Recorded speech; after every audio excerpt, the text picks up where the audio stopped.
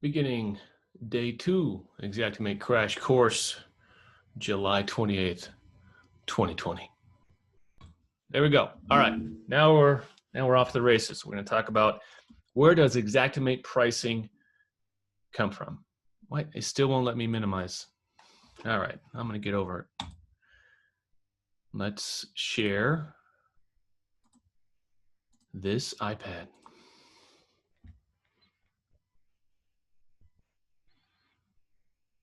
Boom. All right, let's talk about labor.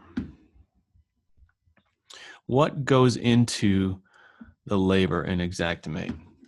Well, we've got wages and we've got burden.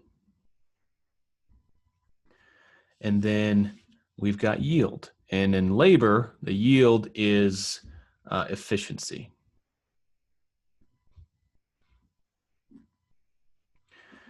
So wages is what they get per hour, ostensibly.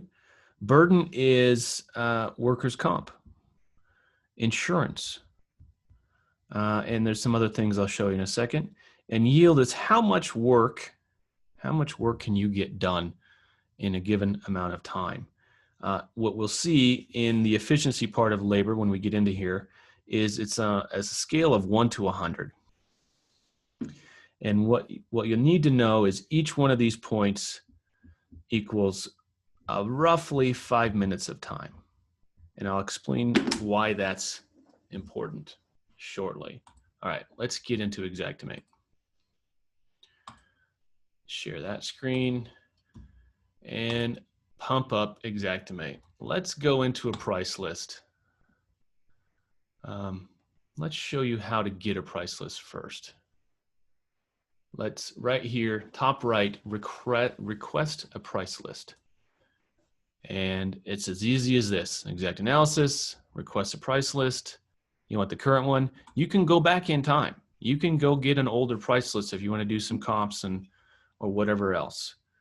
I never advocate to use an older price list than the job you're about to do, because that wouldn't be accurate. A lot of adjusters say, price, the loss was in September and we're sitting in February now, so I want you to use a September price list. That's not using the program as it was intended. So let's pull the current price list for zip code, my zip code, Bend, Oregon. It's downloading, chugga. The Xactware pricing department probably adds 4 to 15 different items every month. That's based on feedback from the feedback committee and contractors that call in. Oh, still going. So based on, I'm going to touch on the data part of where the pricing comes from. A lot of the pricing comes from feedback. As you may or may not know, Exact Analysis is the hub of everything that we do here. Let's go to Exact Analysis right now.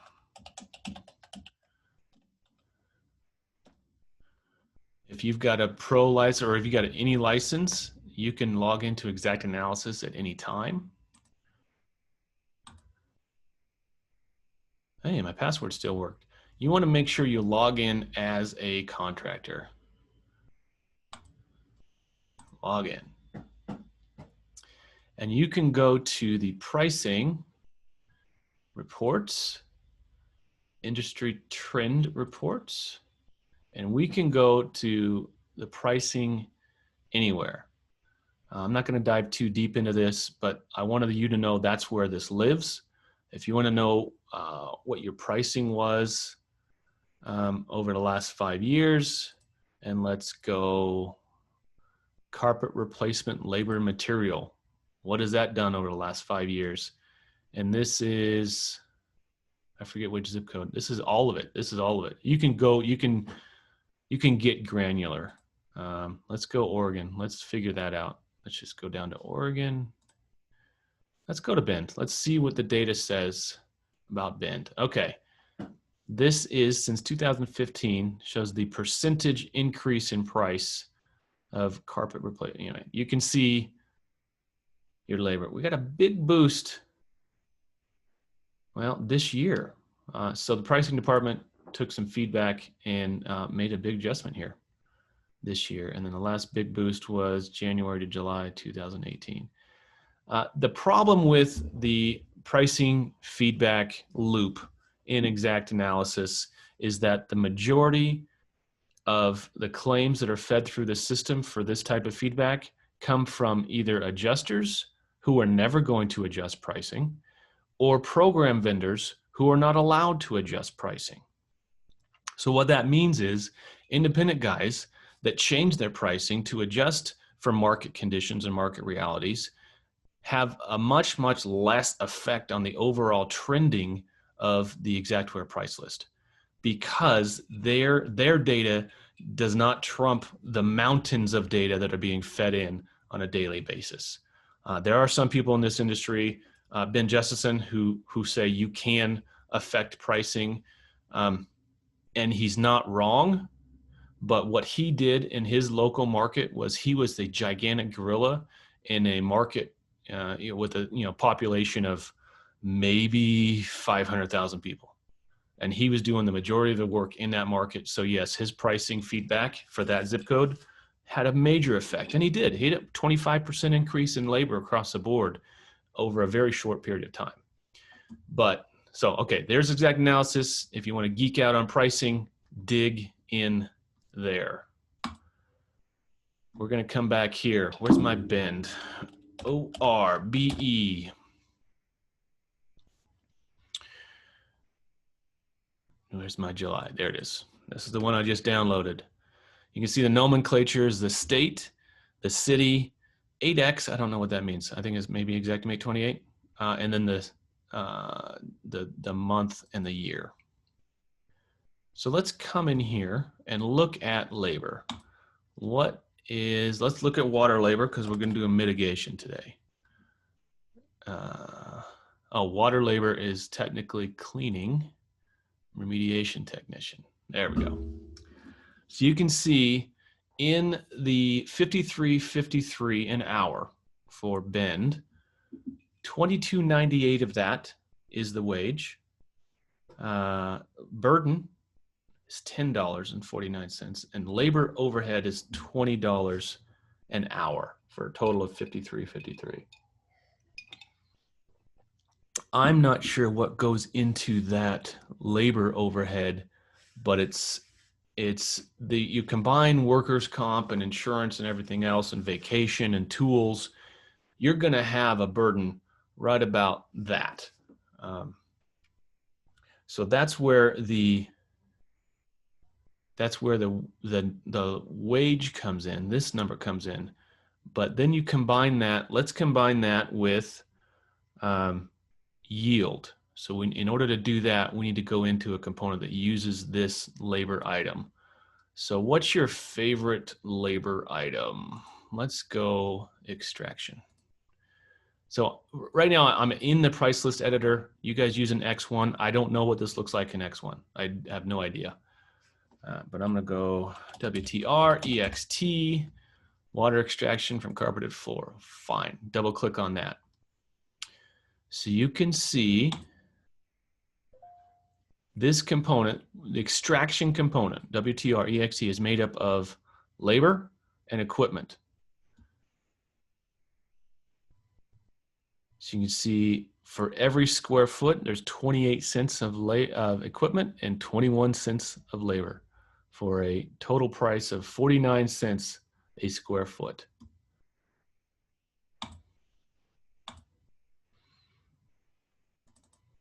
We can drill down on this. Here's our yield.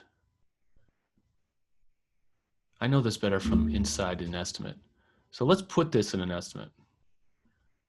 No, I'll do it in a second. I don't want to get ahead of myself. So as you can see back here, every single item in Xactimate is made up of at least 2, usually 3 or 4 different items.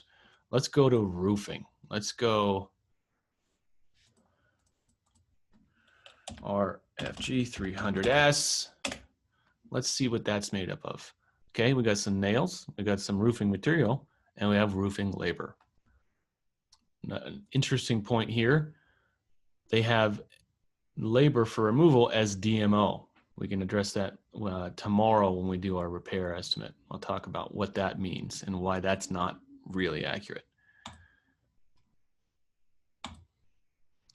So it says half a box or half a nail. I don't know that. Anyway, this gives you your yield for per square. Looks like per square. Okay, so it is half a box of nails per square of roofing.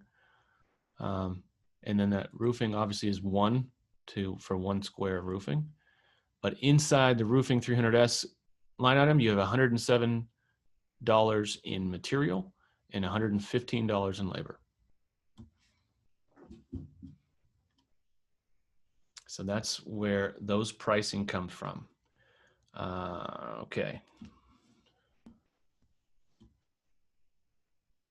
Any questions on that? Speak now or forever hold your peace.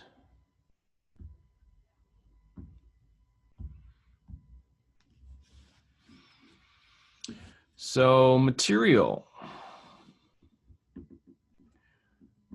Materials based on market research, for sure. They have a team of folks at Xactware that calls Home Depot and Lowe's and finds out what stuff costs. They also have people that call and do pricing research to actual contractors to see what things are costing. And then what else? And then equipment. Equipment is a funny one. If you do go to Exact Analysis and look at the what a water damage, or what an air mover rented for the last 5 years, I think you're going to be shocked and disappointed because it hasn't moved. And that's the number one place if you're going to adjust your pricing, if you're doing mitigation work, adjust your equipment because there's no labor. And they don't accommodate for any maintenance or anything else of equipment. It's just dead weight. So that's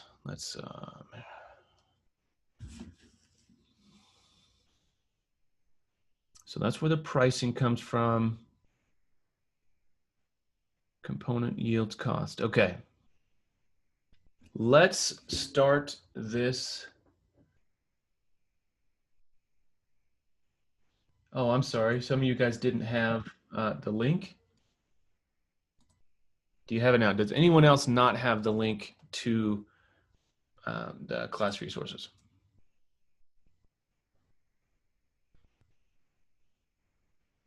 All right. I am working on the Sutherland file. I'm going to share that over here.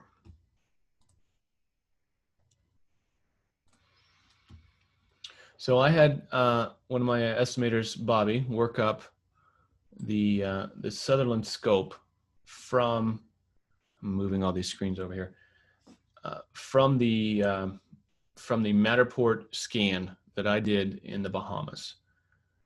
So we're going to take this information and put it into Xactimate. This is all the claim information, insurance information, a little description of the project. And then this is if you don't recognize it, this is the 24-hour tech mitigation documentation form. This is the room notes form. This is what we're going to imagine for today's purposes. We're going to imagine that you sent a crew out there, your crew did the job, and this is the paperwork they came back with. We're not going to cover how to properly scope a mitigation loss today or this week. I think you guys should have a pretty good understanding of how to scope it. And if you don't have a good system, pick up 24-hour tech. It's in the class resources. If it's not, I'll put it in there. At least this will get you through until you decide to go with something like Encircle or Dash or something like that.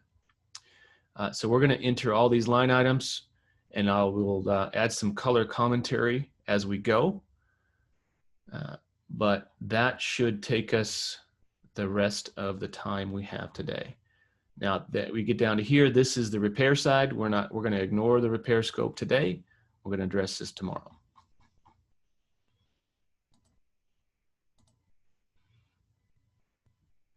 Boom. So back to what I said I really liked is having some real estate to play with. Let me unshare this screen so you can see what I'm doing here. I'm going to have Xactimate. I'm going to have Xactimate on this screen, and I'm going to have my data, my scope sheets on this screen. So I don't have to go back and forth. For you guys, I'm going to try to do a share screen and do an Alt tab to help hopefully you keep up. Bess, were you able to click on that link?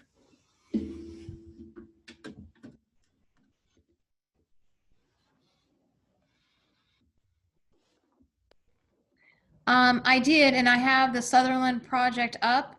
On the screen, it says main house, Matterport resources, roof, and circle report.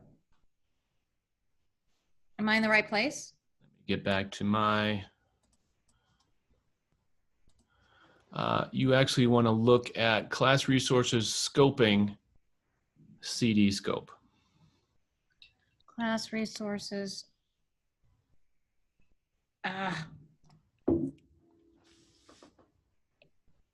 Sorry, there we go.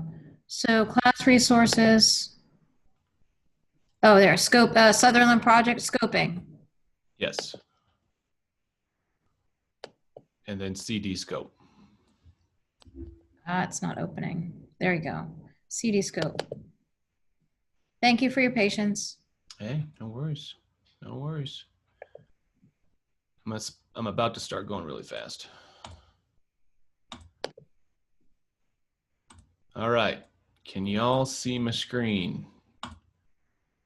Xactimate full bore. Let's pretend we are starting from scratch.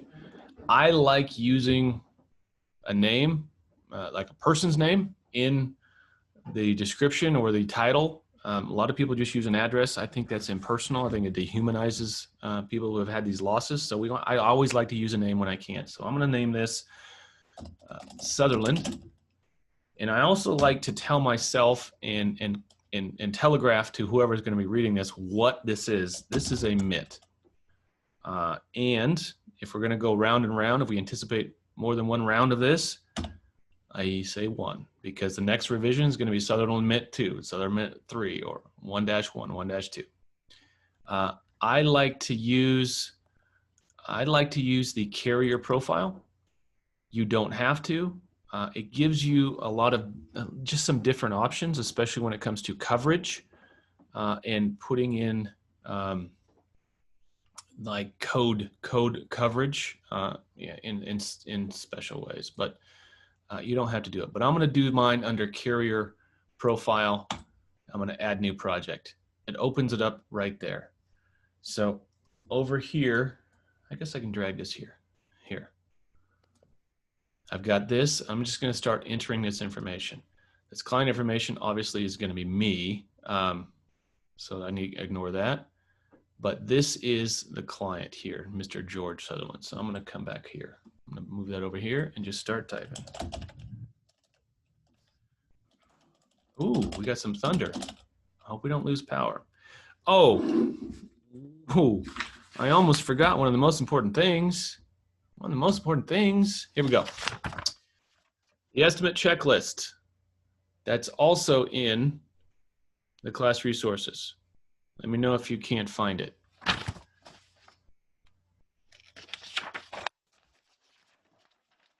This is a checklist of all the things that my folks and everyone that I teach goes through on every estimate.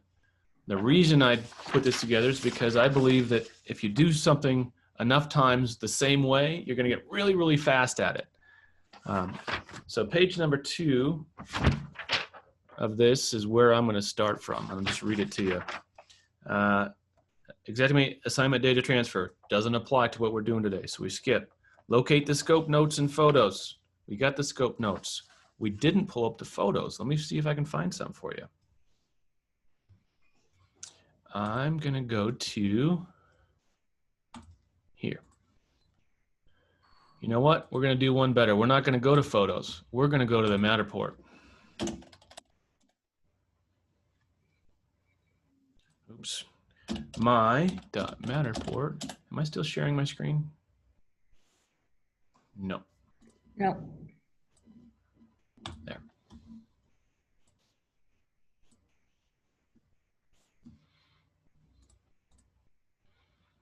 We're going to go to the Sutherland file. So as I briefly mentioned yesterday, I might have breezed over it too fast. We are going to pretend that this whole site is not affected, unlike what I saw when I was there. We're going to pretend that the lower level, give me my lower level. Which way am I facing? Here we go. Okay, so this is a foyer. This is the one bedroom. We're going to do this room, this room, this room, and this room, I believe. I'm going to come over here to my scope. Bedroom, suite, hall, closets, master bath. Okay. Entry, foyer. Perfect. So that is our scope of damages. We're going to ignore the rest. So going back to our handy dandy checklist. Okay, we located our scope notes. We located our photos because we got a Matterport sitting right here.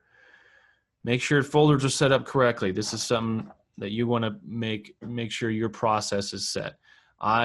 My system automatically creates folders for photos and files and things like that. It's just generated automatically when I set up a file. But you want to be consistent about your nomenclature and consistent about where you put stuff. I'm a big fan of the hit by a bus rule. If you were hit by a bus, could your people pick up your system tomorrow and start running with it? So figure it out. Where do you keep stuff? You use Google Drive, you use Dropbox, you use a Manila folder underneath the couch. I don't care, just as long as it's consistent. Step number 3, label and rename photos. That becomes very, very important when you start inserting photos into estimates. Looking at a big long list of photos that just have numbers, and some of these photos are just one photo after another of a moisture meter on a floor. You don't know where you're at, so you want to name those photos to get yourself some perspective and set your where are you in this house and what are you taking a picture of. Okay, number 4. Estimate setup. All right, let's come back. Oh, what's it doing over there? Come over here. All right, you guys see that? Okay, let's get our address in. Let's get this thing in before we go too much further. Okay, we've got here 4321 Sutherland Road. Yes. Pretend it's Oregon.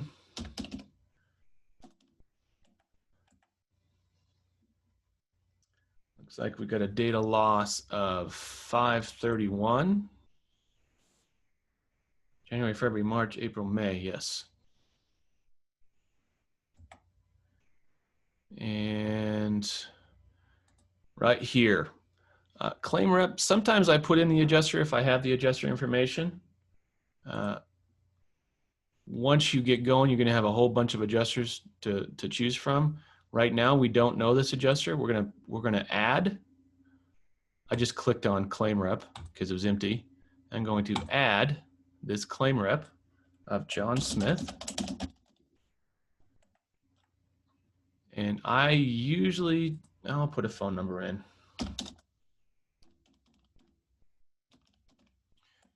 But the email is the most important one.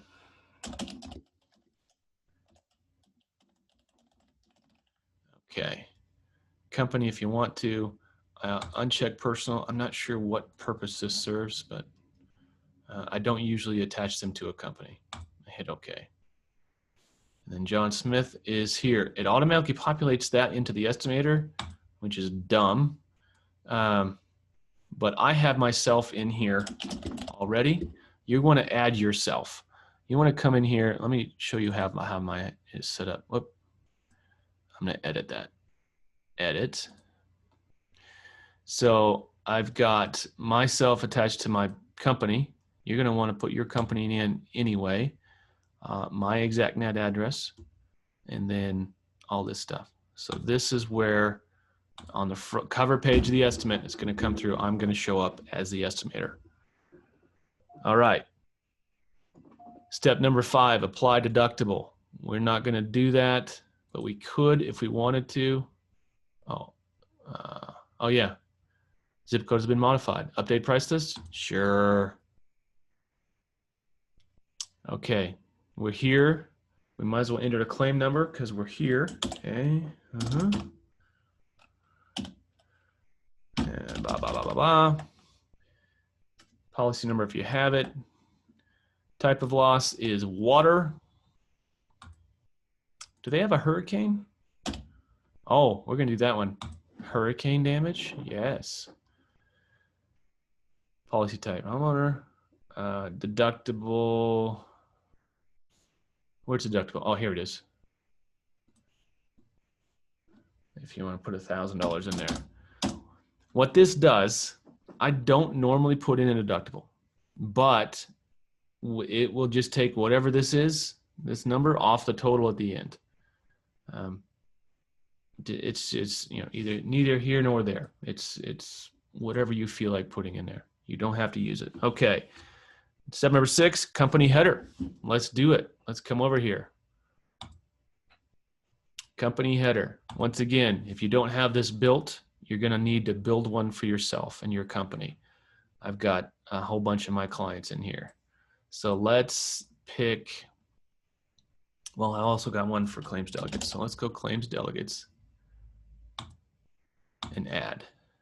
Oops, no, not add. Okay, there. You're going to want to add this. So let me show you how to do that.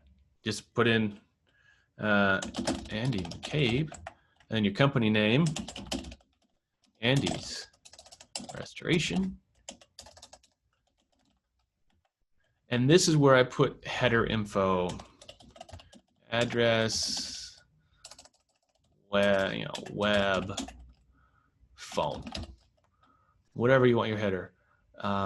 And then the image has to be a JPEG. It's just old. It won't take a PNG. So it has to be a JPEG. Let's find, that's going to be awesome looking. See if it'll go in there. It's probably too big. Yep, too large. Yeah, it's got to be small. Just give me anything to put in there, whatever that is. Okay.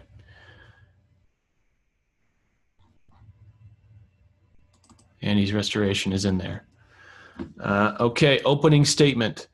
I have copies. I put in, you should have all these opening statements somewhere in the class resources. They're not all going to apply. I've got one here pre-made for mitigation. Let's see what it says. That's easy, piece of cake. Mitigation and drying services invoice. As you recall, this is an invoice, not an estimate.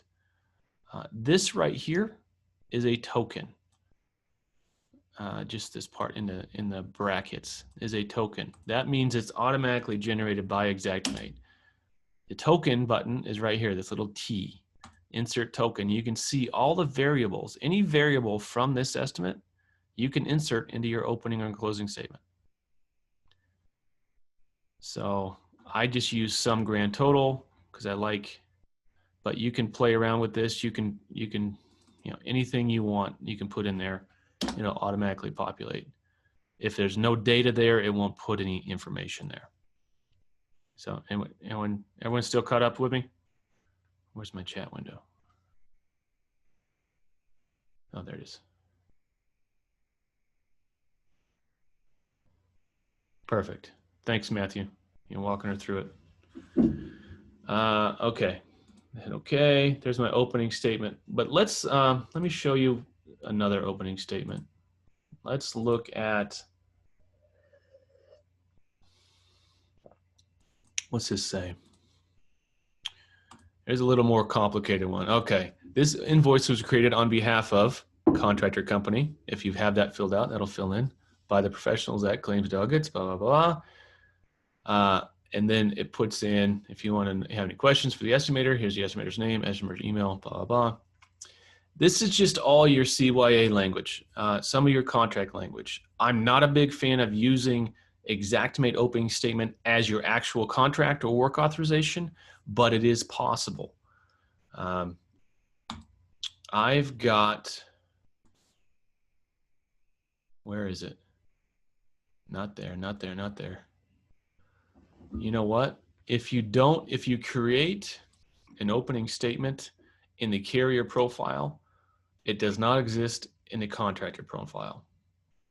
So let me go back just for show you this. I'm saving an exit. I want to get to that. I want to open this up in the contractor profile. Right now I can see it's in the carrier profile, so I have to duplicate it. Right click, duplicate, contractor profile. Okay. And it'll rename it so it's not the same. Open up contractor again. Come to my opening statement. There's more to choose from. There's more to choose from. So let's go mitigation certificate. You'll see what this looks like. Certificate of drawing. You know, how many of you guys have a certificate of drawing of some kind or COS in your contract package? This is one way to build it into your Xactimate. Whatever you want to forecast to the adjuster, whoever's going to be reading this, is where that opening statement goes. So I'm going to use that. Use a COS. Okay, step number 7, choose a price list. We already did that. It shows it for me because I didn't have one chosen. But at this point, you can choose your custom price list or whatever else. I'm going to go custom price list for June. Okay, there we go. When you're choosing a custom price list, it will let you go to Smart List. It'll show automatically whatever zip code you have chosen, but you can also do all price lists and pull from anywhere you want. Okay, clear as mud. Moving on. Number 8, overhead and profit. A lot of people do not want to fight for 10 and 10 on O&P. I do not blame you. If you're not going to put O&P on your mitigation, at least build it into your pricing. Do yourself a favor. Make some money this year. Go on vacation. Prior to 2005, somebody will correct me if I'm wrong, I was putting on overhead and profit on every single file I did. Mitigation, repairs, whatever. But things got weird. Things changed. And now we're not allowed to for some reason. I will fight for that as long as I live. Okay. I'm leaving it in for today's purposes. Okay, number 9, price list default. This is an interesting one. We're going to cover this. We're going to do this probably tomorrow on the repairs. There's right here is your price list default activity. You can say, I want to only. This is okay. Let me show you what happens. Let me do real quick in here before we even put a room in here. Let's just do FCCAV. You can see it defaults to this, remove and replace. It defaults to that. I'm gonna hit OK. That's fine. But I come back here and change the price list default to plus, which means replace, which is tomorrow. We're gonna be replacing all the material we're taking out today. We come back in here to estimates, vinyl. You can see this default right here is plus. So that's what I mean by price list defaults. Today for mitigation, we're going to use whatever the default is. We're not going to try to point it one way or the other. Okay. Step number 10. Who has the checklist in front of them? Or are you just going on faith that I know what I'm doing here. All right, I'm step number 10 on this bad boy right here. Okay. Step number 10, general conditions. I always like general conditions at the beginning of my estimate. Before I have anything else in here, I like to come in here on this screen. Well, let me back up. Whose screen? Uh-oh. No. No. Oh, the dreaded Xactware quality agent. Okay. All right. Well, that's not a good sign. This seems to be working though. I must have hit the wrong button. I think I hit the Windows button or something. All right, let's get that sucker back open. And I'll be gentle with my keyboard here. General conditions, all right. So whose window looks like this? And would you like to know how to get your window to look like this? I'm gonna guess that your window, by default, looks like that. Pretty close, or here. The problem with this is it uses this search window. This is valuable real estate here. I don't need it. Yeah, these things are nice when I'm learning, and I invite you to explore these things, to jog your memory. What is this? Oh, click on it. Okay, that's what that is. I'll click on it. This will guide you through on the repair side especially, but I don't need it up all the time. So what I do is you grab it until it shrinks down, and then itself, you got to let go and pick it up again. And then you're going to see these, you can see these arrows right here, and then you see some arrows over here. This tells you either put it on top of that window as a tab or below that window. I'm going to put it below that window. You can see how it splits these two windows. I don't like that either because I don't need to see this. I don't need the search up all the time. So I grab it again, I bring it over here, and I put it over the top. So that makes it a tab down over my grouping window. And then I have all this real estate for my rooms. Every time I see somebody else working with that search window open, it just gives me Tourette's. I get itchy, and I have to take their mouse away and do it for them. Okay, general conditions. So over here in the grouping, I right click and I add a new grouping and I say general conditions and I attach it. This allows us to do some, this is where stuff that doesn't belong anywhere else, doesn't belong in a room, doesn't belong in an exterior, or it just doesn't belong anywhere else, supervision, maybe some subcontract bills, things like that. This is where general conditions go, but mainly supervision, final cleaning sometimes. Okay, consider the use of, step number 10 says, consider the use of macros for loss types, mitigation, or structure. So let's explore some macros. You should have some of these. I'll show you what they're for. What do we have here? What macro do I have for general conditions? Here it is, general conditions, STR. Well, that's the structural mitigation equipment. No, no, no. Okay, we'll explore those in a second. Let's throw the general condition structure in there.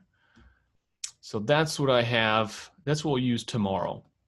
That's some good stuff. That's just a good reminder of, okay, I need to think about these things on almost every single project. I guess I don't have a good macro for mitigation, but there are some things that I do on every mitigation loss.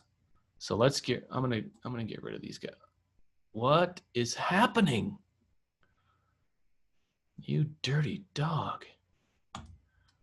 I really don't know what's happening. All right, I'm closing Xactimate all the way out.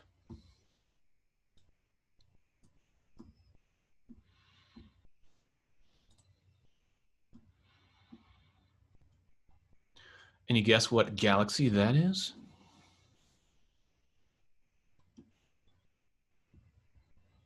Popsicle to whoever guesses that one.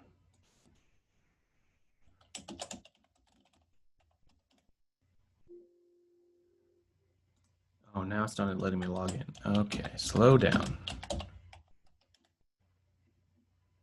And we're up. Okay, everyone still with me? I'm gonna open, oh, okay, Paul, you cheated, or you're just super smart. Yes, it is Andromeda, our closest neighbor galaxy, only 2.5 million light years away. All right, so this is the carrier profile. So it's gonna be a little different than what we just went through, but hopefully it'll be a more stable. All right, so I didn't do general conditions, so I gotta add my general conditions again. You can also, I've seen it where you come in here and actually make a room. I just hit R for room and I name this room general conditions. I'm not a huge fan of it, but then it'll show up here under main level. But I like to keep my levels clean. I just don't like it. I don't like the way it looks. So I don't do it that way, but it is an option. Okay, so we got our general conditions. What do we usually have? Once you guys start typing what you would put as your general conditions on every single mitigation loss, and I'm going to start typing.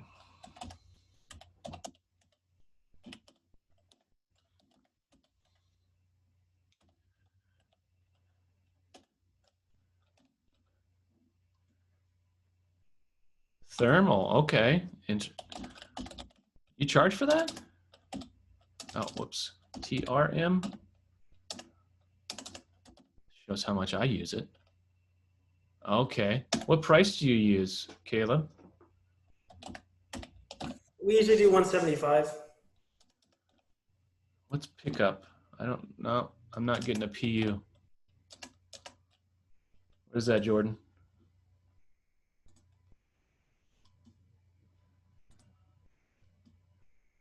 I was trying to do traffic. Yes. Yeah, and as long as you're on the demo lines, yeah. What about that? How many of you just take it for granted that you can use the customer's toilet? Right? You got dumpsters, you got equipment. Where's the equipment decon? EQD. Yeah, there it is. All right, so these are just placeholders. I haven't really put quantities to this yet, well, except for the emergency service call. So because we don't know, we don't have a clear idea of how much this other stuff. We're going to do one of those thermal. Well,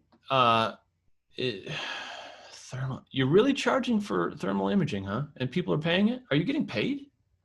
Ooh, ATP test. It just depends. I mean, if I have a loss where there's a lot of damage on the lid and I'm able to scope it out really quickly with the thermal and line it out, or we can save,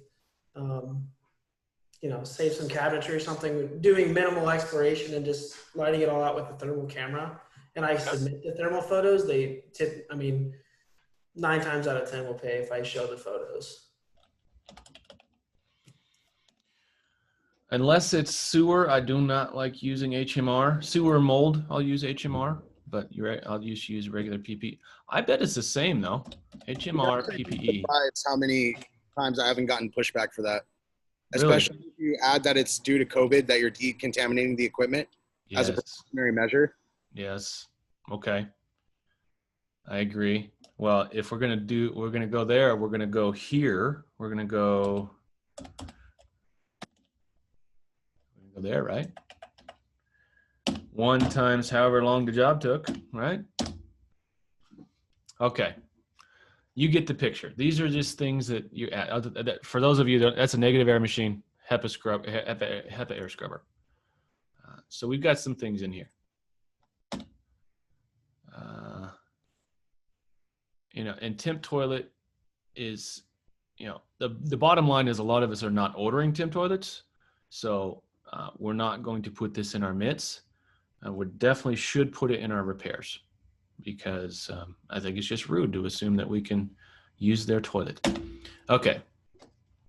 There's that. Step number 11, add photos to Xactimate. Now, we don't have a lot of good photos. I wonder if I have a Sutherland, but let's look. So adding photos is up here on the left, images. And this is where it becomes very important to name your photos back on step 3 or 4 or whatever it was, because when you get them in here, you're going to want to know where to put them.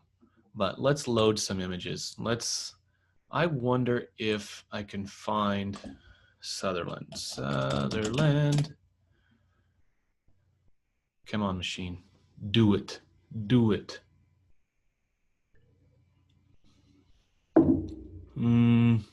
No, those aren't photos. But I'm going to pretend we have some photos. I'm just going to come in here and add some photos. Let's go. Yes, let's add some nature photos. You can select them all. You can select one at a time. I'm just holding control. Boom. So we've added our photos. Okay. Labeled by room, preferably. And if they're not labeled, you can always just click on it and say entry, master. So I'm just clicking and renaming. Closet, bath, and okay, that'll be fine. And then there's a section here about photo report. There's an additional thing you do for exact analysis, program jobs. And now, step 12, sketch. We were fortunate enough to have a sketch on this thing. So let's go find it. And that's not what I was looking for. So we have, now this is definitely in the Sutherland, and this is the main, where's that sketch at? There it is. Sutherland Flora. Xactimate is really hard about drilling down in file structure. So I'm going to copy this and put a copy of it on my desktop. And now we're going to do an image underlay like we did yesterday. So a little bit of review, but okay, so we're in our sketch, go into options, import underlay image. I go right to my desktop and it's there. Remember, it has to be a JPEG, can't be anything else. Image is large and may cause noticeable slowdown. Do you want to resize it? Yes, that's fine. I don't know what it does, but it did it. Okay, here is a weird sketch because we don't know which wall is which. But I do know that I can guess if this foyer is 13.6 by 21.6, I'm guessing this is the 21.6. So I'm just going to take that number. That's my 21.6. So here I'm going to click. I'm going to zoom in a little bit further. Click. Try to get this line as straight as you can. And click. And we are 21.5. Our scale is set. Looks like a little bit long, but it will come out in the wash. Here we go. All right, so according to our scope sheet, once again, bedroom suite, I'm assuming that's the left-hand side. Hall closets, oh, that's on the master bedroom. And master bath. Entry foyer. Okay, so we're not even doing this left-hand side. We're just doing the foyer and the master. The water got in here magically from the hurricane. It didn't touch the rest of the house. Go figure. All right, I can zoom in, zoom out with my mouse wheel. But now I start dropping rooms. Hit R. There's my room. These look like some really thick walls. I'll tell you how to get around that. There, and I'm just dragging it out. You know, B is your break tool. I'm just gonna break that there. Bring this up to here-ish. Yeah. And we're just dragging it out. Let's see how fast I can do this. I like to name them as I go.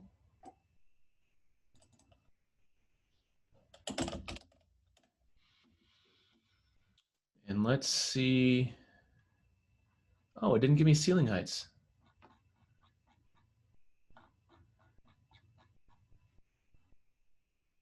Interesting.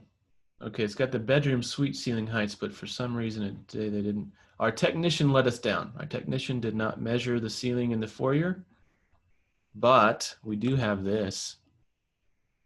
Where are you at? Where are you? Uh-oh. Here. You with me still? Okay. Move this. Let's measure. That's an 8'1" door. We measured that yesterday. But let's go from the floor to the ceiling. There. 9'9". Oh, that's not the ceiling. That's the crown molding. All right. Can we edit that? Yeah, let's take that sucker all the way up. 10'1". Okay, that answers our question. We have a 10-foot ceiling. So you rename it. I come down here. 10. Done. You can also change. I know the rest of these rooms are probably 10-foot ceilings. I'm going to change my preferences right here in the sketch window. Options, preferences, ceiling height. I'm going to just make that 10 so I don't have to type that again. Master bedroom. Lay that sucker on.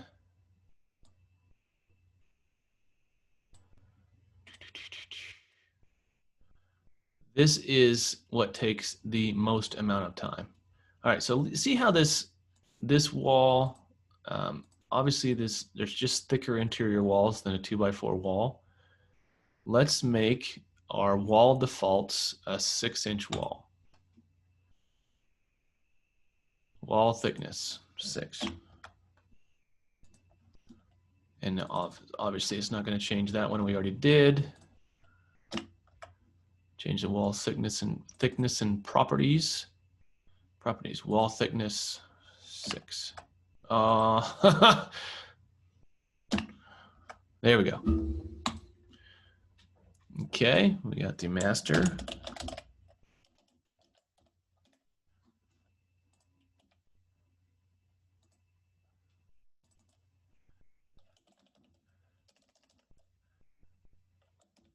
I like to go MS master closet just for funsies.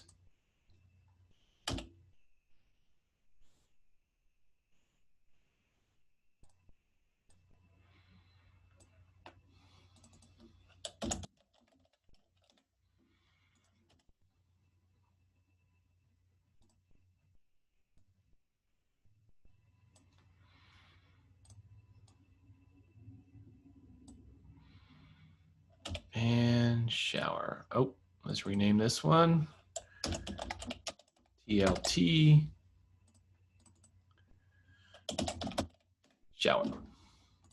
Let's put our doors in. Oh, there's no door there. I'm not going to bother with the closets in here because I think we can get the point without doing those details. Doors are important though. This is a missing wall. I type M, I click. You probably can't see this real well, but I can see it pretty darn good on my underlay image. and you click and hold and drag. I'm going to assume that's a 3-foot opening and drag it till it's 3 foot. Let go, and there's your opening. And then we can adjust that opening to better fit. Oh, it's snapping for some reason. You can adjust how far this thing snaps. Once again, in preferences. Oh, it's 6-inch snap. I'm going to do a 1-inch snap just for more precise stuff. If I didn't say this before, I'm going to say it now. You can't break this. You can't break Xactimate. It's just a computer program. So don't be afraid to get in and just start messing around. You're not going to do any permanent damage, at least. I'm going to go ahead and put the stairs in here because they're a pretty common item. So stairs, back here to tools, staircase. If it's not pointing the right direction, once again, you hit tab to spin it around. I'm going to place it. It won't let me place it there, but it will let me place it there. And then I just take it up. It wants to snap at the end of that wall. Smart. And we'll just put a landing. And then when you're done, hit escape. And there's your stairs. This is a missing wall. Typing M, and that wall is probably there. I'll know for sure if I go back over here.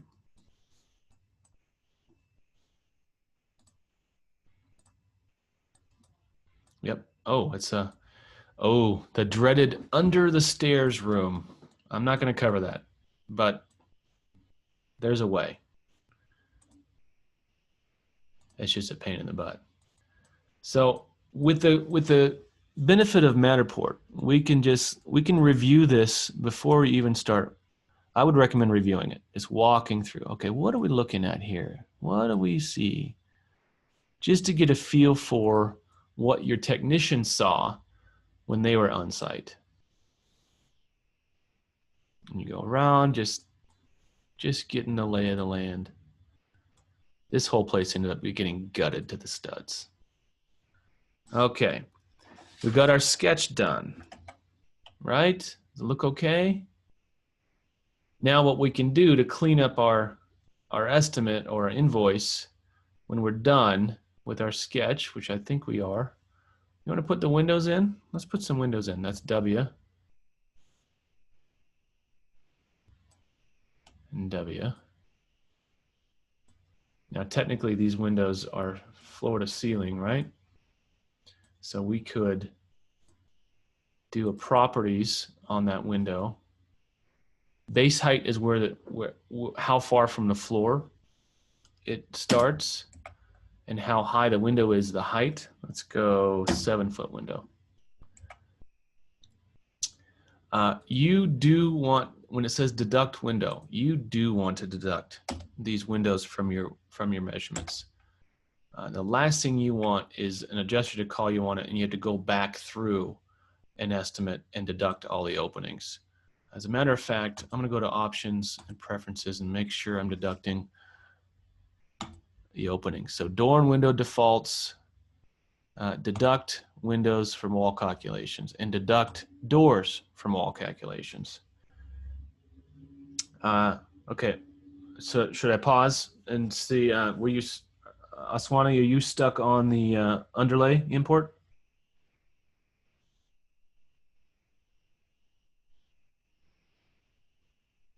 Trying to import the sketch, but is asking me to set a scale. Yes. Let me go back. You want to go back? Let's go through that one more time. I'm going to delete this. So import underlay image. That image should be on your desktop.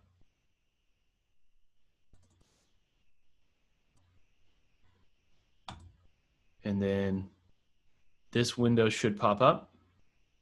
And this is where you set your scale. I expand that window full. I zoom in as much as I can. And then I pick a measurement. We figured that this room was 21.6 long. So I'm going to click on one wall and then click on the other.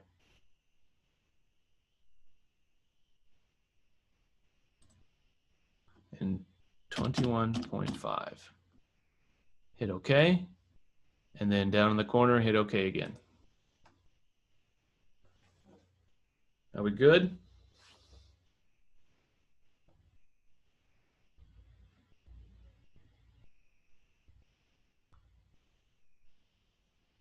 Anybody give me a thumbs up, maybe?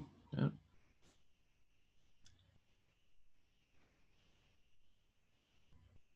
All right, I'm gonna keep moving.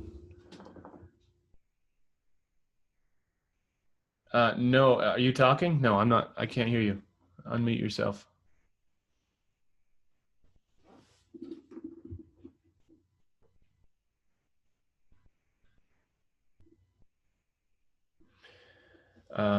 Okay, hold on a second. Let me get back to you.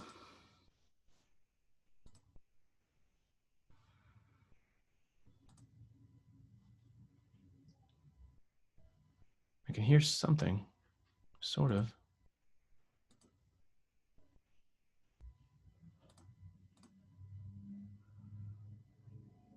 I'm sorry, Swanee, I cannot hear you.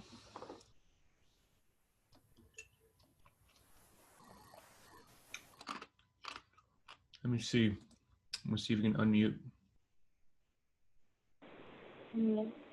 Oh, there we go. Can you hear me now? Yeah, I can. What's your question?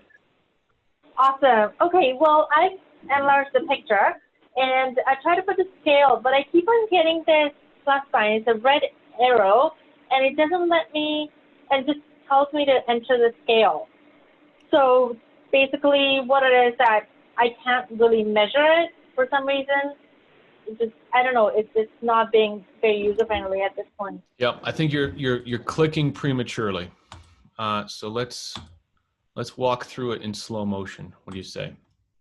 I'm going to delete this. So I'm importing underlay. I think you've got this far. So I'm going to import this. Yeah. Here it is. And wants me to resize it. I say yes. So here is this. You're seeing this? Yeah. Yeah. Okay, I'm going to expand this window full size. Okay. And I'm going to zoom. I'm going to zoom in. Did the same. And then I click and let go. One click, and then it the line draws, and then I click again. And then the window should pop up that says set scale. Okay.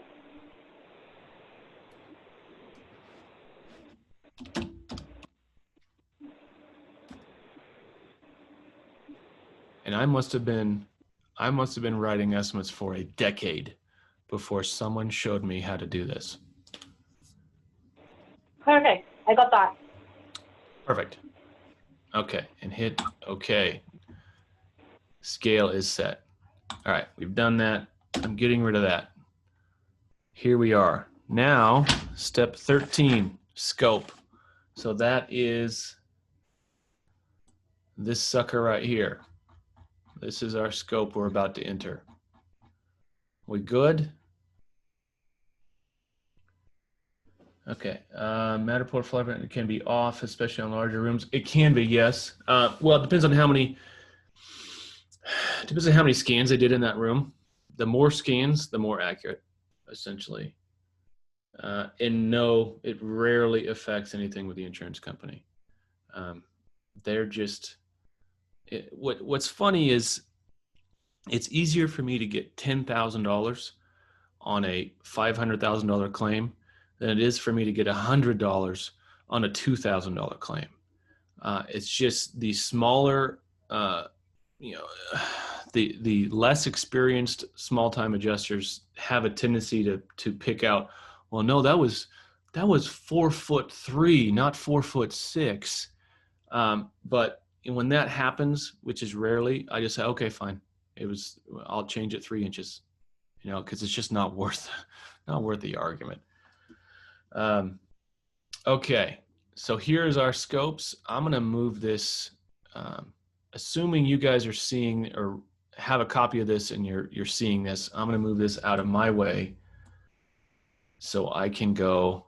So I'm done with my sketch. I come back in here, estimate items. We can see everything we put in here. Now, if this is not in the order you want it, you can change this order. And it looks like I like the order, but maybe I want the stairs closer to the foyer. So I just hold that and I drag it. And I wait for it to stabilize right there with a blue line, and I drop it, and my stairs are up there.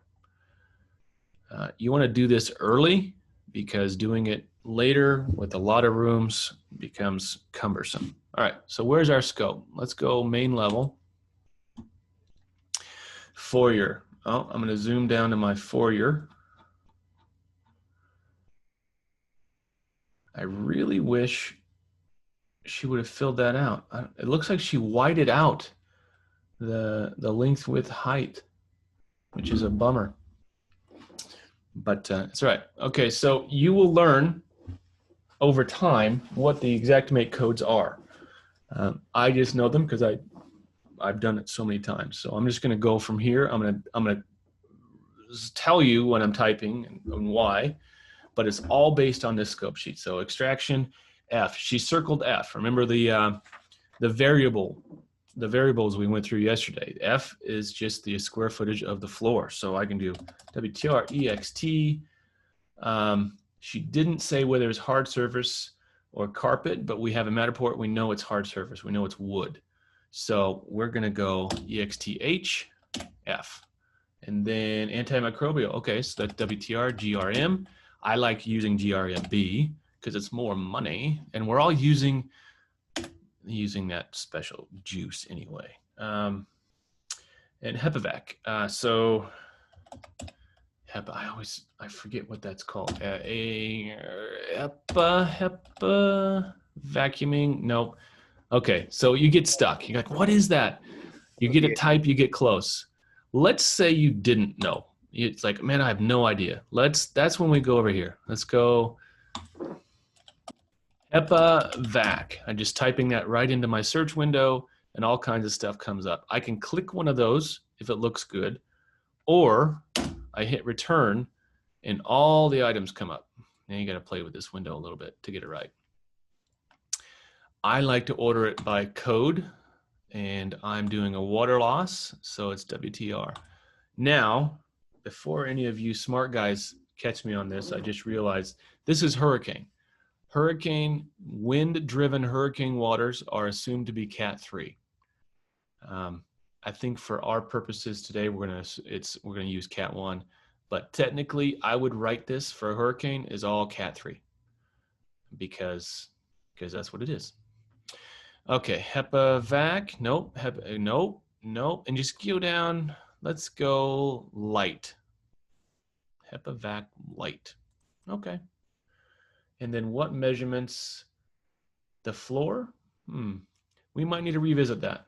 I would say it's not the floor, but we're going to use the floor for now. We can always circle back. All right, we're still in the same room, still in the entry foyer.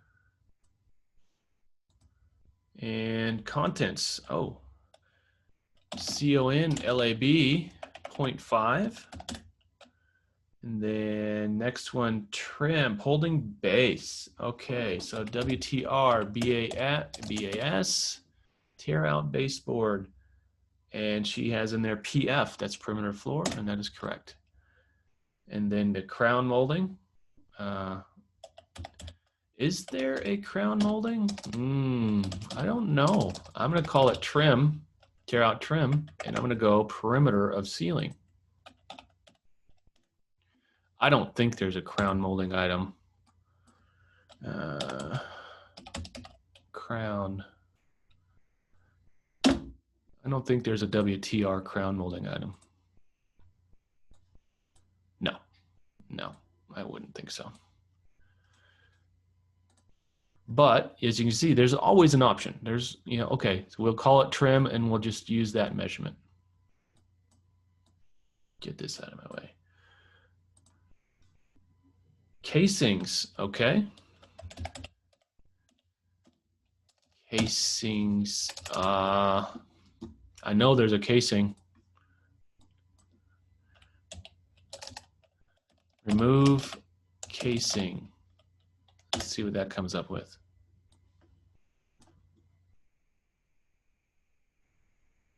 Huh, maybe it's just trim. Let's add that to our trim. Okay, so I got perimeter ceiling plus 76. That's her number. We're not trying to second guess our technicians here. We're going to try to take them at their word that they did all these items. Flooring demo. Okay, we're back in here.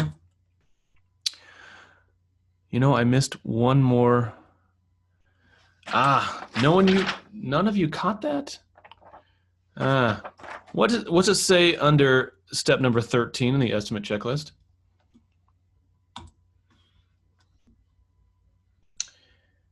Yeah, Raquel, you're right. I could do a remove function on the FNC crown, but it wouldn't have water damage labor in it. It would be finished carp labor, so it would be a whole lot less expensive. Okay, so subnote to step 13 says use room sections macro. So mitigation room, I'm going to use that macro. Look at that. It did some nice stuff for us. Mainly these labels. I really like these labels. I think there's one in here that just has the, let's see what this one says. Ooh, that has a good note for negative air machine. Okay, I'm going to delete all this stuff and use this macro, mit room. As you can see on this, this F9 note has really great language about indoor air quality, NIOSH, and OSHA. So justification for that negative air machine. In this macro though, a caution about macros. You can overly rely on them. And if you turn your brain off when you're using macros, you can end up making yourself look really dumb by putting things in a room that you didn't do or weren't there. Case in point, this chamber. We didn't build a chamber because she didn't list that she built a chamber. She didn't even cover protect anything because it's a full gut. So we got to come back in here and clean up our macro that we just inserted in order to make it real. We didn't have a zipper, no containment. We didn't do this content room, but we did do this. So we can pull this content labor down into this section. You guys see what I'm doing there? And then all these demo items can come down in here. Demolition, demolition. Clean and sanitize. Water germ goes down in there. And what this does is it makes you look incredibly professional. It just broadcasts, hey, these guys know what they're doing. They've got their sections built and everything like that. Okay, let's keep moving. How do we get a list of your macros? All of them are in a big pile. I apologize for the pile, but they're in a big pile in here. Macros and opening statements. If you don't have a link to that, I'm going to put a link right now in the chat. Yes. Copy.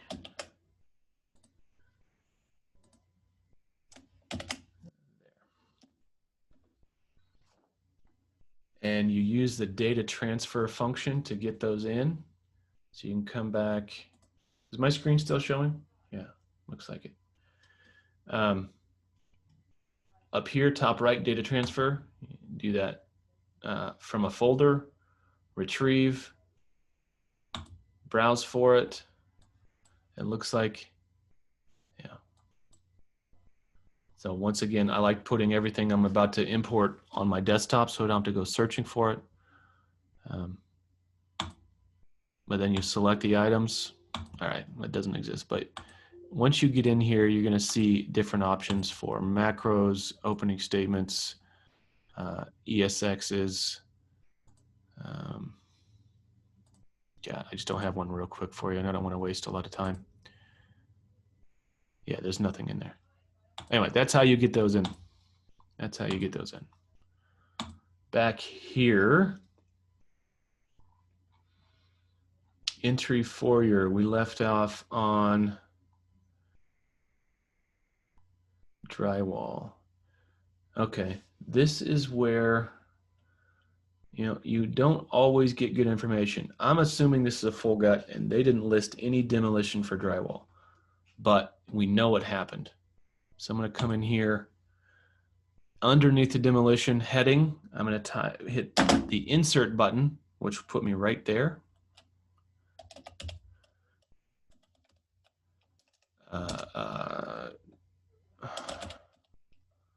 Tear out drywall and walls and ceilings. Yes. Insulation. Insulation, walls and ceilings. Yes. Flooring demo. Floor covering of FCW.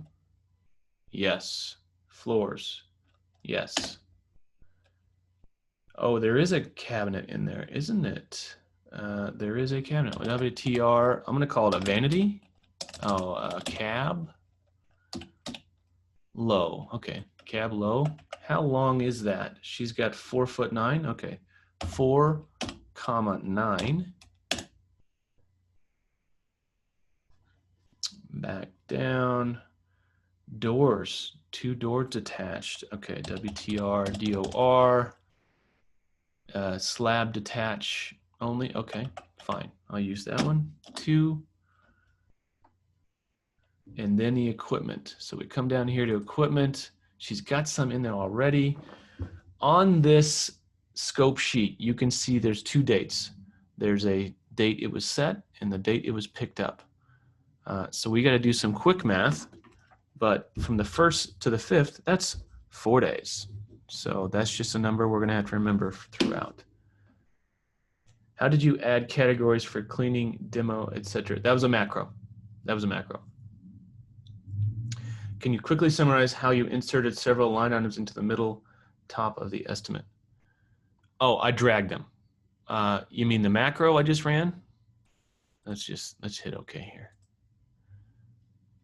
And here.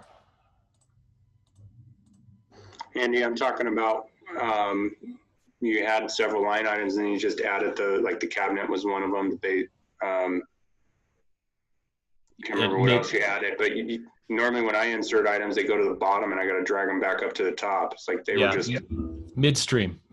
So if I want to put something here, or if I want to put something right above, let's just put something above clean floor. I hit there's an insert button on your keyboard.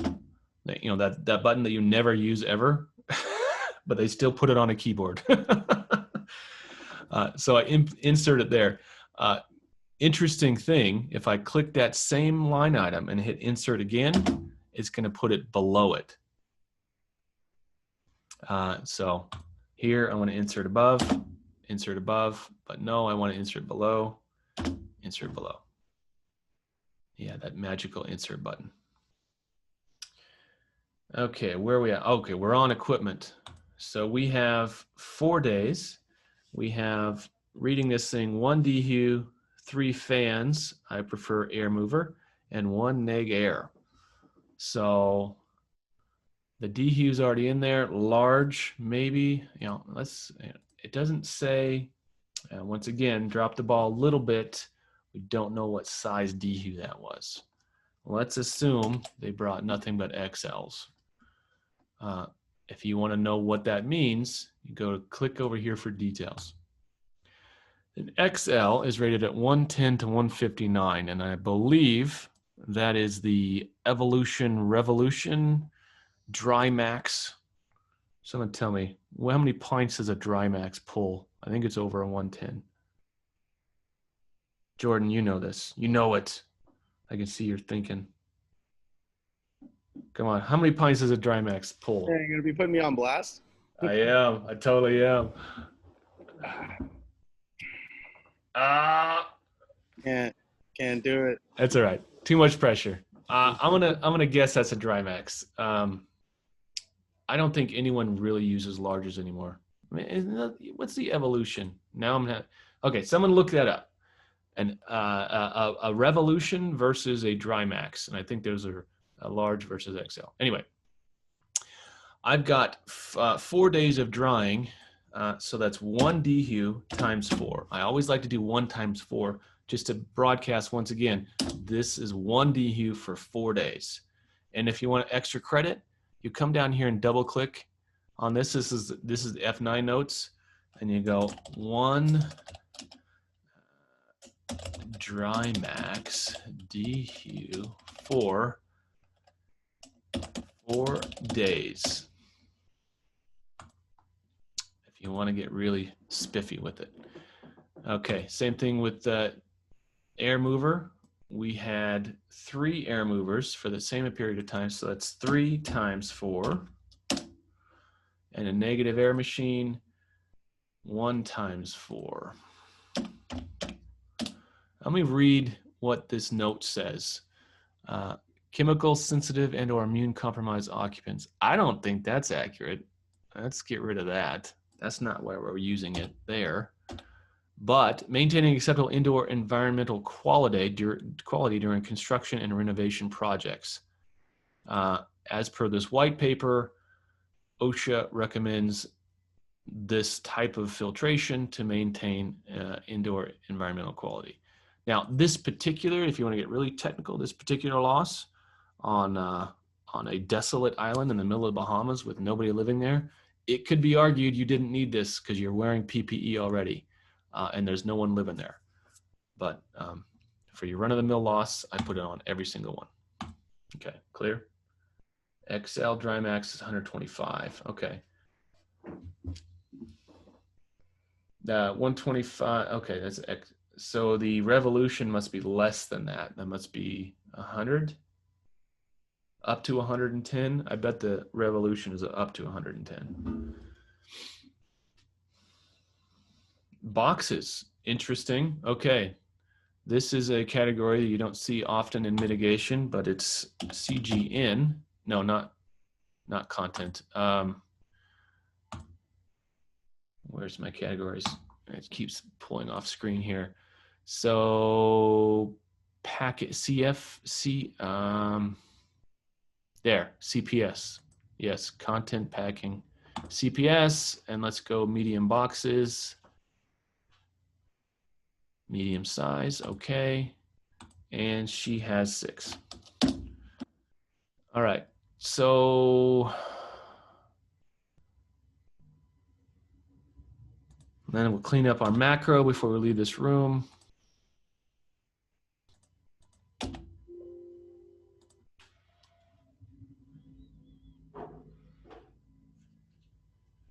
We're not cleaning a floor that we just demoed. And I'm going to move these boxes down here. Okay, what else do you see that stands out? All right, I'm going a little cross-eyed, but this should, that's one room down. Thanks. Thanks, Caleb, CPS. Revolution is only 80 pints. Huh. Okay, so that is a large. Revolution is a large. Because the DHU, 110. So a large, 70 to 109. Okay.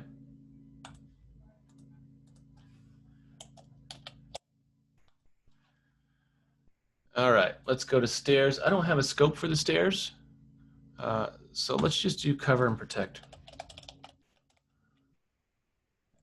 Let's just protect the floor. Whatever, that's 15 bucks. The most profitable things you can do on mitigation are extraction and protection. You don't warranty it. There's nothing to save. There's nothing to clean. You do it. You charge for it. You throw it away, you're done. Okay, let's go bedroom suite, back up to the top. Start this all over again, except for we're going to use our macro this time. Okay. And then extraction. Doesn't have any extraction in this macro. Okay. Insert. WTREXTH, hard surface. Antimicrobial of the floor. See, that I feel like sometimes I would move faster without this macro because now I'm searching for it and trying to type instead of just going straight down this list. So you do what makes you most efficient, but I don't feel very efficient using macros. The other thing you could do is just build a macro with just the headers and not any of the nonsense in between. That might help. I'm gonna delete that. Yes. Okay, we got HEPA-vac here. That would be under cleaning. Insert. I forgot the code already.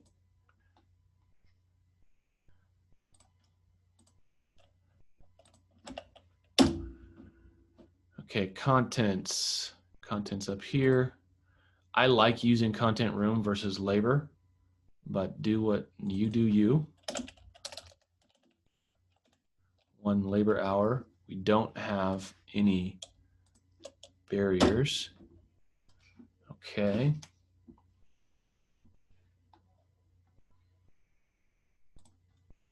How much trim do we got? We've got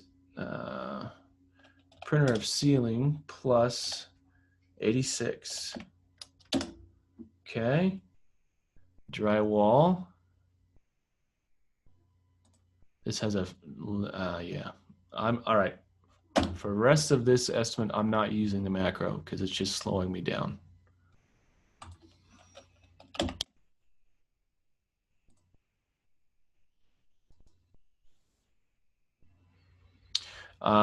WTRBASED, detach. That's if you're saving the baseboard. I don't like saving baseboard because it takes a miracle to make it look good when you try to put it back. I'm just not a fan. Okay.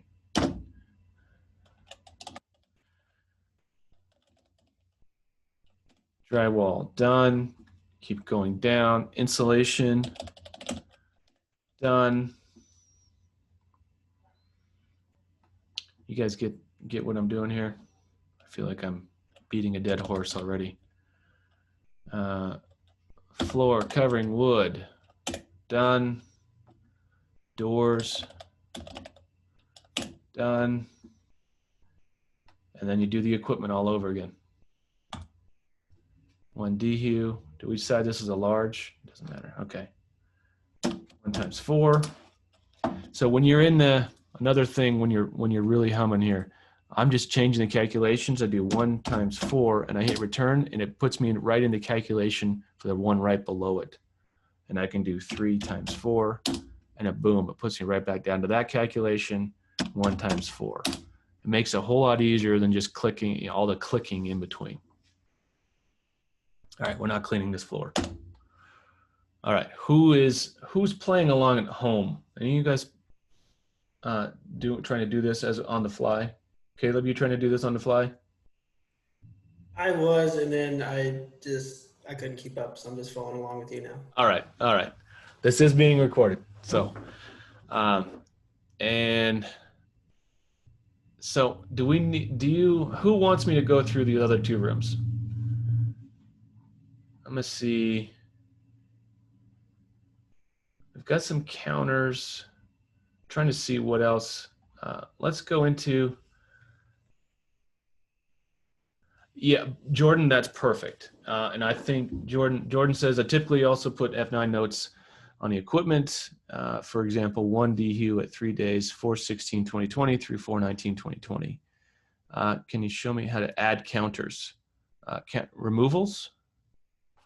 Is it not part of, let's go back to the 4-year. Where's that cabinet? Cabinet. What is included? When you're curious, is that included?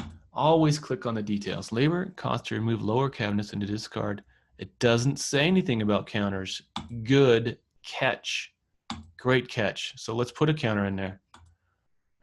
Let's insert. What is, I don't know for sure. So I'm back to my search window. And I'm going to go remove counter, hit return, and see. I'm assuming it's underwater. So I drag down here. Ceiling tile, suspended ceiling tile. Huh. Well. Oh, as part of the sketch? We're going to cover that tomorrow. Yeah, let's do that tomorrow. Would I be detaching electrical fixtures? Yeah. I think a lot of adjusters will argue that you are doing that as part of, it's included. But let's see what that looks like. We're in here, demolition. Let's just try to find something. Nope, not there, up here. So WTR light, nope. The other thing you can do is type in WTR and then pull down this menu and go through everything. Or search in here. Light, nope. LITE, nope. How about fixture? Nope. I'm not seeing anything in the WTR category for that function. You could technically go in here and go, I think it's ELE, LIT, nope. Light fixtures, AV, and you do a minus and get your $6.46 to remove that light fixture. You could do that. There's just not a mitigation specific line item for that. Recess can, oh yeah, right here, LITRC. Perfect. Paul,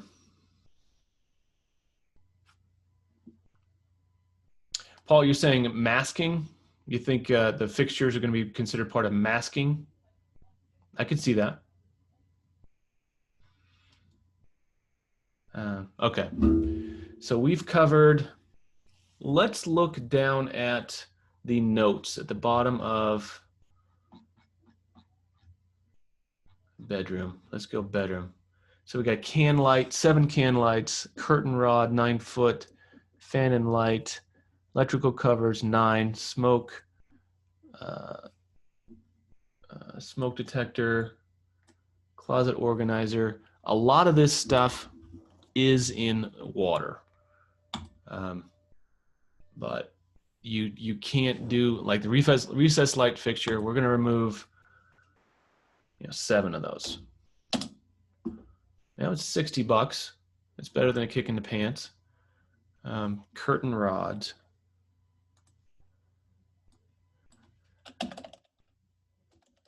So I'm curtain.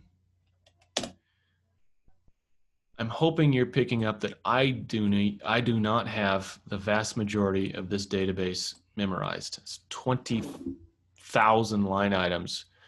And I'm just not really good at details. So my brain doesn't work that way. So I end up searching a whole lot. But that's what the search function is for. So let's look at what you can do. What is included in this? I always invite you to look at what is and is not included. Labor costs to remove, trim, and discard in a job site waste receptacle. That's it.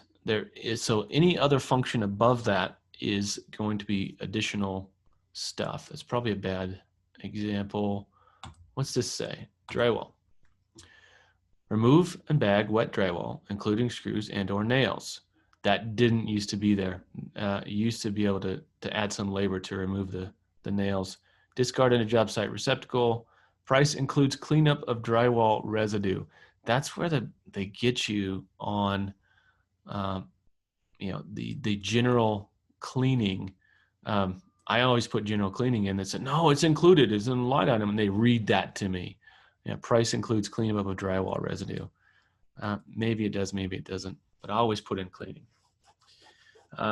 Okay. Let's pretend that is it and come back to our general conditions. We got a total of $9,300. I always like to go back through. Okay, let's go back to our list. Okay, in 14, enable, disable labor minimums. Labor minimums are right here. I don't think labor minimums are worth the fight, but you can turn them on if you want. The purpose of labor minimums, if you have something that, like an electrician, for example, I'm just going to plug in PLE outlet, $17 outlet. I couldn't pay an electrician to start his truck for $17, let alone get him to drive across town and put in anything. So Xactimate says, well, what would the minimum be to get an electrician out there? And you come up in labor minimums. Oh, we must have some other stuff in there for electrical. What else we have? Because until, where's our light fixtures maybe? Once that labor category for electricians surpasses a certain point, labor minimums, oh, let's turn it on. There, oh, sorry. So it's saying the minimum amount to get an electrician out there is $242.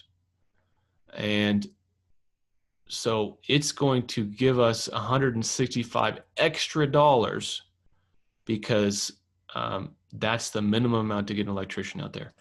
It's usually not worth the fight. Use labor, use something else to get you there, because most adjusters are just beat up. Yeah, I know I'm the one that preaches I don't care about the adjusters, but in reality, I care about getting paid and making sure things go smoothly and fast. And I'm not a big fan of starting fights or fighting fights that don't need to be fought, over $200. So that's labor minimums. Okay. Resequence line items. That's always a good thing to do. Makes it read better. You can see in here, 4 years probably a good idea. We go from 15 to 58 to 59 to 61, and then back down to 14 to 13. These are all out of order. So to reorder your line items, come in here to project, options, no, tools, and resequence line items.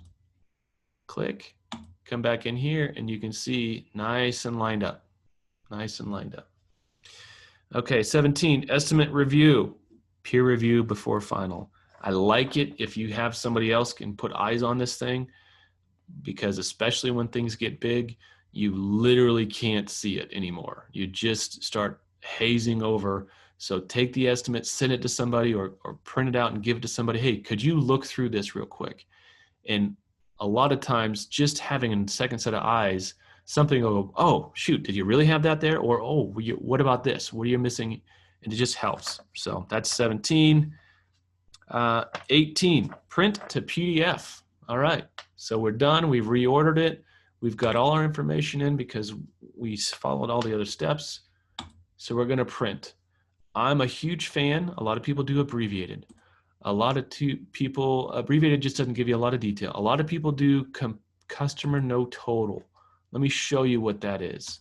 Customer no total gives you this invoice just with quantities, no numbers, no dollar amounts, and then it just gives you the dollar amount at the bottom. I don't think that's the right way to do it. The fear is, and the experience is, if someone sees all these line items here, they're going to start looking at this like a shopping list, which is true. unless you have done your homework and educated your client that this is not a shopping list. This is an itemized bill. There is a difference. Now on the repair side, this could look like a shopping list once again, but you got to educate your client and put together your opening statements and your contracts in such a way that says in no uncertain terms, this is not a la carte menu. This is an all-encompassing number. This estimate is a whole thing. It cannot be picked apart. Any questions on that? Does any of you use the customer no totals report right now? Which report, I guess better question, which report are you guys using? Okay. Yes, exactly right. That's exactly where it's going. Go ahead, Dimitri. Sometimes we do for our techs on site in the construction aspect so that they don't necessarily have to share the pricing with, the other workers or the homeowner, just in case, to keep things simple. Okay. A better one for that would be the production report.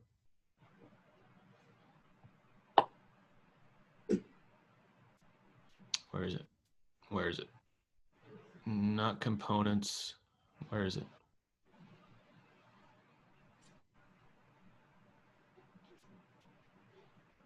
Maybe it is components. Let's see what that says. But that'll give you, no, that's just material and labor. There's another report. Why am I not seeing it? Oh, because I'm in the carrier profile, aren't I? That's the one drawback for carrier profile. You can't do a production report. Huh. But I am always a fan of rough draft. I just like not having to explain how did you arrive at that number, because it shows the calculations right there. How did you get to 194 square feet? Well, I just use the square footage of the floor of the room. And if you don't think that's right, just take a look at my sketch and make, is that right? That's why I like rough draft. Rough draft, I'm a huge advocate of open book. This is open book. This is, hey, I'm not hiding anything. This is everything that went into this estimate. So I'm a huge fan of rough draft. And then, okay, so you print this out. I'm going to export this into my class resources Sutherland project. Just going to drop it right there. Save and exit. And I'm also going to drag that sucker. Where's my Sutherland project? Nope.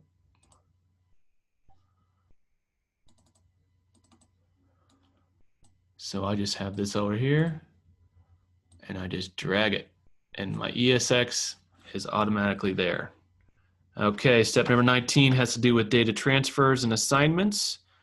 If this were an assignment, you'd come in here, you would come to the complete tab and submit required information, all this stuff. Probably need to put that in. And then you mark it complete. You mark complete and hit connect. Okay. Okay. That is that. So what we just did 3 rooms. Oh, what we didn't do, we didn't go back and tidy up our openings or our general conditions. So in general conditions, what do we have? Okay. This is a good one. Equipment. What do I use? Set up and takedown. I like 2 hours a day, starting on day 1. So I like 2 times 4. If you're working in a metro, Chicago or Phoenix or something like that, 2 hours is not going to be enough time, especially if you're sending 2 technicians per truck. You're going to lose your ass if you're not charging appropriately. So maybe 3 hours round trip per day would get that done. Did we Did we use a pickup load there? Yeah, maybe we did, maybe we didn't. Did we have a dumpster there? Probably not. Most mitigations, you don't have time to get a dumpster there. You just putting everything in a dump trailer or something else. Dump trailer though, yeah, let's do that. Let's do a dump trailer. I'm a huge fan of, what's the, yes, the tandem axle dump trailer. That wasn't always there. I think it's a new addition like last year. DTRLR, $203. And you do that per load. So, okay. I'm also not a huge fan of using half a truck because I can't go buy a half a truck. I can't send a half a truck to the dump and back. I can't send half a person to the dump and back. So I will argue that, oh, well, you didn't have that much debris, so you only charged me half a truck. Well, still I had to drive across town because guess what? In this line item, dump fees and labor, this includes driving to the dump and back. So whether you have a half a load or a full load, you're still driving to the dump and back. So there's still just a set cost there, in my opinion. Oh shoot, how long is class today? I'm sorry. We are 26 minutes over. Let's call it. Let's call it. So last thing, clean up your general conditions, make sure they make sense. Charge for PPE. That is, yeah, that is that. Let me stop sharing here. So, sorry, I went a little long. If you got to go, you got to go. But any questions on that process that we just went through? In my mind, it all starts with the scope. As you see, once we got the foundation of the estimate built, that scope sheet did all our work for us. And if we didn't know what an item was, we always had search. You always have search and go look for it. And if you're not clear if you're not certain that something is included, open up the description of that something and see if it is included. And then we'll do some other related stuff tomorrow when we get into the repair side of this thing. So yeah, I've been talking for a long time. Did I blow you guys away or? Yeah, I had a question on the rough draft versus final draft. Is the only difference there the calculations that it shows? Yes. Okay. Yeah. Final draft, I honestly have never put them side by side, but yeah, that's my understanding. Final draft just looks more clean, I think. You'd be amazed how often I've asked an adjuster for their final draft version and they just say, "A what? What do you mean?" So I can see your calculations. What? So even the adjusters are not really educated on how to use this program. No, but I like that though, because sometimes when a customer gets more transparency is always good because they're usually surprised by how much it costs anyway. They're like, "Wait, you just talked," and then they're like, "You didn't put 16 fans in my crawl space." But if I can say no, but I had 4 of them for 4 days, Yep. Like, it eliminates a lot of arguments. Customers will get sideways before you even know it, and then they're off the rails before you even get them on the phone, and then you're backpedaling trying to play catch up, and so yeah, just give them all the information, give it all, and make sure it's clear, concise. I like the folks that are doing the F9 notes to detail of we had this much equipment from this date to this date. That leaves very little room for interpretation. So yeah, I'm a huge fan of that.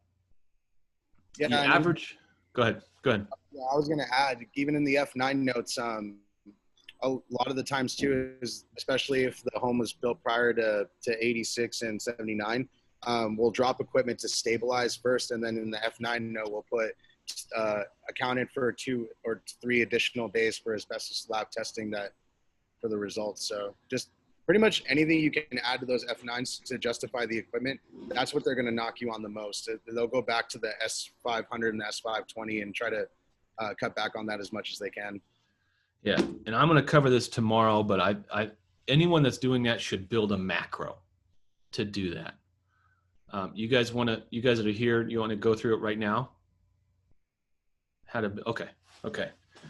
I want to be respectful of your time. Once again, I will cover this again tomorrow if you have to go. But let's build one real quick, Jordan. Let's just build a macro, and maybe let's do that. Let's share it with the class. Yeah, okay. Share screen. Let's just build it inside of Sutherland. Okay, so you're talking about, that would be general conditions. Let's put it in main level, right? Your stabilization. Let's call it stabilization. So I'm going to hit F9. Stabilization. What would you call it? Would you call it that or something else? Yeah, I'd call it stabilization. That makes sense. Okay. And I like to bold and underline. If you put a tab in front of this thing, it makes it stand out in line a whole lot better. You can always add you can add pictures and stuff as well in line. Sometimes I've never used sound. Interesting. I've never noticed sound. Okay. So we got stabilization. What are we doing? What are we doing there? So air movers. Okay. So we need to explain what we're doing. So let's explain it in here. How did you put that, Jordan? So let me see if I can pull up estimate from before that I've used it in. Okay.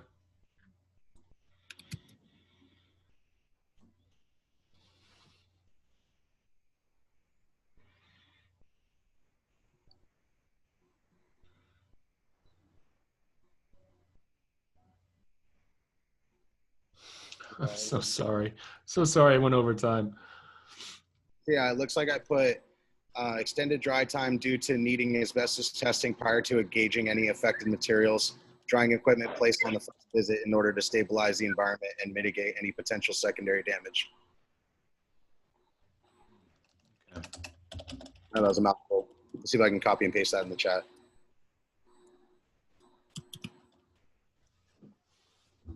Great idea. Somebody's thinking.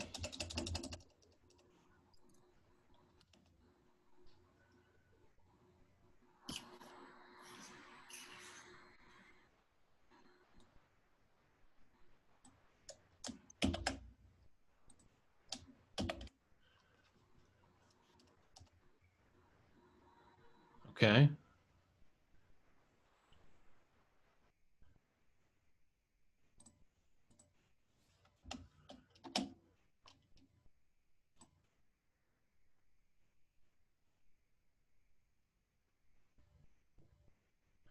I would add, while waiting for asbestos testing results.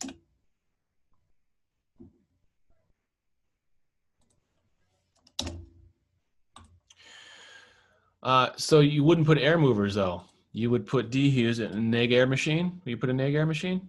Okay. Yeah.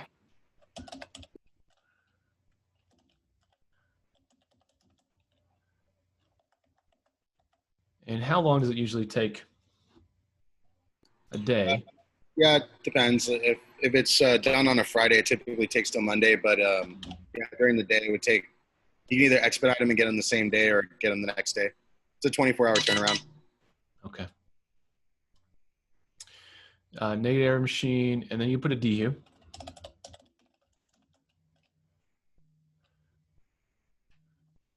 Yeah, just a large 1x3. What else would you include on that? You want to include the testing fees in there? No, because those typically get billed straight to the carrier. Okay. But you can add a negative air filter. So it's F HEPA.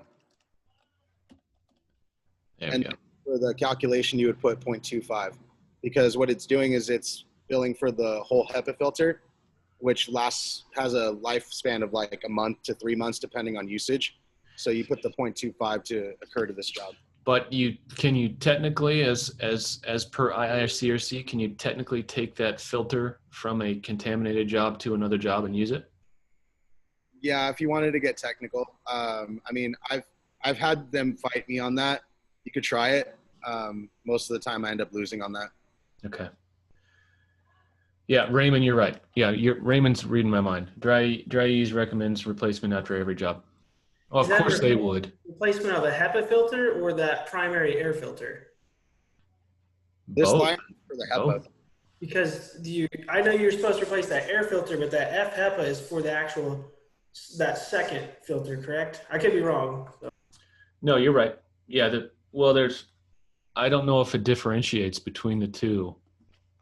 And I'm thinking about a HEPA 500. I'm not sure what you guys are using, but I'm assuming you guys are using HEPA 500. Because in the line item detail of NA fan, the negative air fan line item detail, says it does cover a replacement of the first stage filter. First stage filter. Good catch. It says includes second stage filter. Yeah, so it's the pre-filter and the pleated filter. Excludes HEPA filter. Okay. Yeah. There you go. I'm using the wrong one, huh? It's 700 CFM, so it's just a regular size. The HEPA 500 is the... Yeah, I think you're using the 2000. Yeah, I was. Okay, so that... Oh, let's... one. So to hammer this home, what I like to do, let's go back up here. I like to copy this definition and then down here in the filter that I know I'm going to have a fight for, I paste that as an F9 note. And then, why did you do that? Well, can you read? Oops. Let's pull that up there. Okay, and then I like to put the filter right below the negative air machine, so there's things the same, and then the DHU after. Okay, so we have, I'm gonna go ahead and bold that first F9 note. I'm gonna select all these. That is our macro. So what do? You select them all and say save macro, just like that. And this is our asbestos stabilize. Oh, it's gonna let me keep going, huh? Okay. Stabilization for asbestos testing. Okay. Save line item customizations. Yes. I don't know what personal means. I have no idea. Include attached notes. That's very important. Yes. And hit OK. Okay, so now exit. That should be, if I go to document modules, that should be, no, where can I find my macros in here? Maybe I can't. But now I can send two downloads. Okay, that's fine. I'm going to select items. This is all in the data. I'm going to back up for you guys. Back up. I went to data transfer because I want to send this macro outside of, I want to, put it in the file. So send it to downloads, select items. Send. Now select items. So I go to macro and asbestos stabilization and send. Close. So here is let's go to class resources. Actually, we're going to go back out to Xactimate resources, macros, view list. And I'm going to come to my downloads over here. So here's that Here's that macro. What extension is that? Yeah. Anyway, it should be MCX. I just copy it over here and macros. Now you should be able to just to drag this into Xactimate. Let me come here, Control Center. Let me see if I can just drag this back in. Are you sure you want to import the following files into, no, I guess you can't. You're gonna have to data transfer. So you data transfer, retrieve from this folder, come in here, and I can select this as long as that's in the folder. Okay. All right, so you guys take all this, take this whole file, copy it to your desktop, and then do the data transfer in Xactimate, and that'll get you all these macros. And do the same thing with the opening statements. There's only 4 there. I've got more. I'll get you guys more tomorrow. And we'll cover opening statements tomorrow more in detail, closing statements, and things like that. All right, anything else? Let me stop this, stop share.